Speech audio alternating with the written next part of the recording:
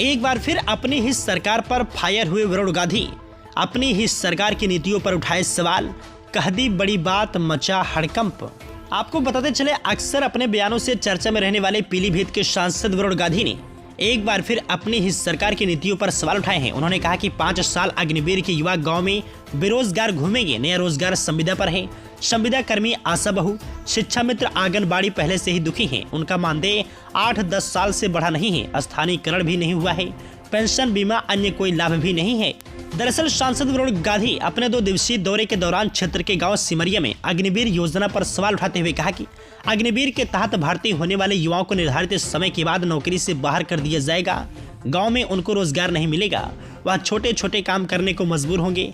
क्या ऐसे में देश और वर्दी का यह अपमान नहीं होगा? देश के युवाओं का मनोबल नहीं गिरेगा? जो लाखों लोग हटाए जाएंगे उनकी कौन जिम्मेदारी लेगा? इन युवाओं ने हथियार चलाना सीखा, पूरी ट्रेनिंग ली, अब वह गांव में बेरोजगार रहेंगे तो क्या वह सुखी रह पाएंगे? देश नारों से नहीं बल्कि नीतियों से चलता है। सांसद ने आगे कहा कि वह संविदा के रोजगार के खिलाफ नहीं है, मगर महंगाई के आधार पर इनका भी मानदेय बढ़ाया जाए, बीमा का लाभ दिया जाए, स्थानीयकरण किया जाए, ताकि उनको भी लगे कि वह उनकी भी वैल्यू है। ऋण व्यवस्था पर सवाल उठाते हुए सांसद ने कहा कि पिछले 10 साल में 13 लाख करोड़ के ऋण माफ किए गए हैं। इनमें से अधिकांश ऋण उद्योगपतियों के माफ किए गए। उन्होंने आगे कहा कि किसी गरीब का ऐसा पैसा भी माफ नहीं हुआ है। अगर गांव का एक सामान्य आदमी लोन लेता है और वापस नहीं दे पाता है तो उसके घर की कुर्की हो जाती है, संपत्ति जब्त कर ली जाती है। उद्योगपतियों के साथ ऐसा नहीं होता, उनका लोन माफ हो जाता है।